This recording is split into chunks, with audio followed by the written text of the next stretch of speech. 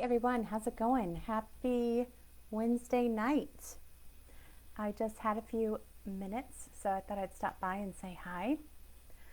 And I wanted to share with you something that came up this week in discussion in different modes and mediums. And it's really about the stories that we tell ourselves and how those stories affect and shape our decisions and our choices and our life. And then once we begin to recognize the stories that we're telling ourselves, how do we get distance from them? How can we make space for the truth of who we are behind these fabrications that our ego told us to explain things, to make meaning out of things that were happening around us, usually from a very young age. And then how do we heal these patterns that are deeply ingrained in our nervous system? So I was watching an interview with Will Smith this week about his new book entitled Will. And he pinpoints the moment where he constructed a foundational story about who he was. And it was really interesting, very telling. He said that it was at the moment where his dad was hitting his mom. And he was probably 8 or 9 years old, and he was too frightened to do anything. Hey, how's it going? And what he told himself about who he was is that he was scared. And so he describes that like everything in his life after that point, he did in order to prove that he was not afraid. So it created this duality of what he really believed about himself, that he was a scaredy pants and he couldn't do anything, and then the reaction to that, which has shaped his whole life, which was, I'm not scared. I'm not scared of anything. And these things are, not to say he hasn't had a miraculous life, very successful actor in Hollywood, beautiful children, beautiful wife. So this reaction worked for him. But there's many people, I might add that he did say that he paid a price for this.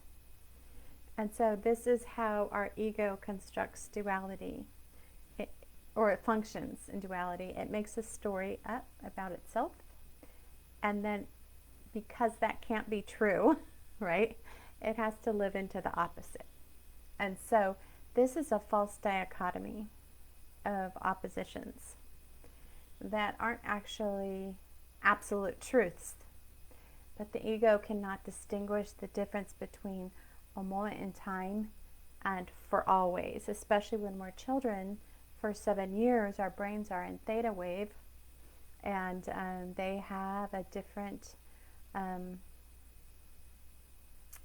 pattern, a different way of taking in information. We haven't built that critical filter. Everything is always true all of the time until we get our story in place about who we are, and then everything is measured to that. And so there's this false construct of reaction, of living life out of reaction. And then, of course, there comes a point in your life, maybe like for Will Smith now, where that's no longer satisfactory because he sees the falsity of it. He sees the trauma in it. He sees that most of his life was a reaction to his worst fear. And so even, it's like you get to the point no matter how much you do, how many movies you make, or whatever your deal is, right? Maybe you're not Will Smith, but how much money you make, or how much success you have, or how many degrees you have, or how many trainings you have, it's still not enough to neutralize that false duality, because it's not even true. And so one of my friends asked me this week, Like, how do you get distance on that? How do you address something like that when those patterns are ingrained in our nervous system? And I thought that was a super good question, because it's one thing to, hey, how's it going, to analytically say to ourselves, well, I shouldn't be doing that. But these patterns are energetic, they're emotional, and they're in our subconscious. They're not logical. And so we have to begin to expand our awareness to include our unconscious and our superconscious. And all of these different consciousness levels speak different languages. And the subconscious speaks in energy. So if we want to reconcile this system that has been running many people's lives, this duality of this false thing that I believe about myself, like I'm too afraid, and then that reaction, I'll never be afraid, and that is on a certain level a jail cell, because there's no freedom in it to choose, because you're reacting to an imprint, a script that was installed from a very young age.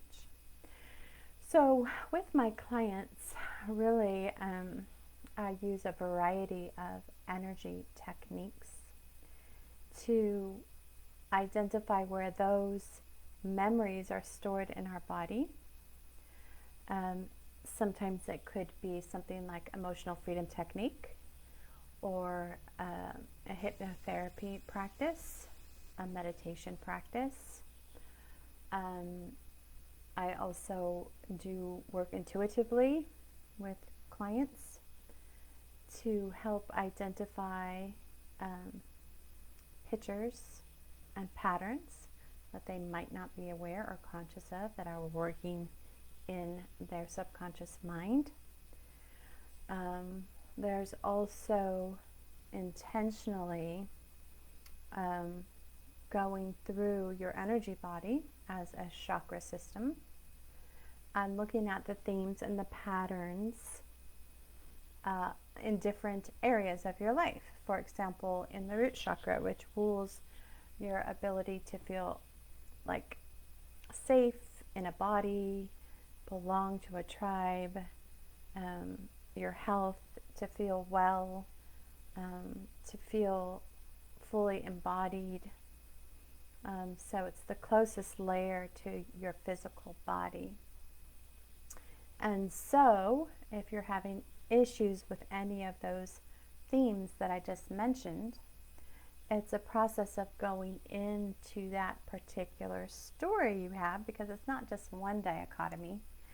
I mean, Will Smith was talking about a major dichotomy that shaped his life, but when you really start cleaning house, so to speak, you start seeing that there's a multiple dichotomies that the ego is living inside of, which were a construct of survival and not necessarily thriving and choice and freedom. And so this is why I do this work. It's so powerful. It allows, sorry, my phone's making all sorts of noises.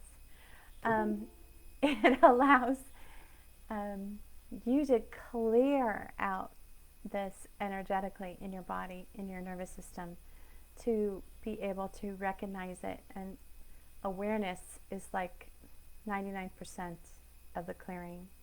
Once you see something, like you can't change something, you can't shift something, you can't move something if you don't even know it's there.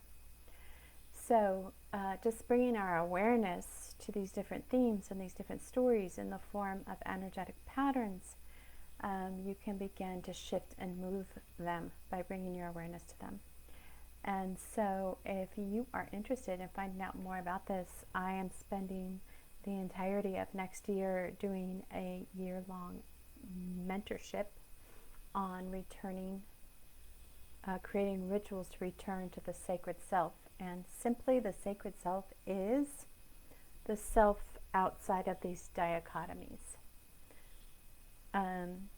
Back to choice, freedom, instead of, in contrast to, reacting to unconscious patterns that you might not even be aware of, that you may be reacting to, instead of choosing your life consciously on purpose. So I think I'll leave it there for now. If you guys have any comments or questions, or you stop by, please say hi.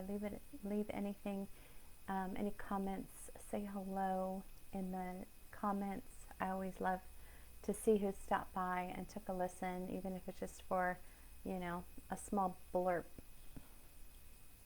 I'll also put the link to the registration for rituals for returning to the sacred self in the description box if you're interested in finding out more about it, along with some of the coaching packages that I have put together to support you in moving through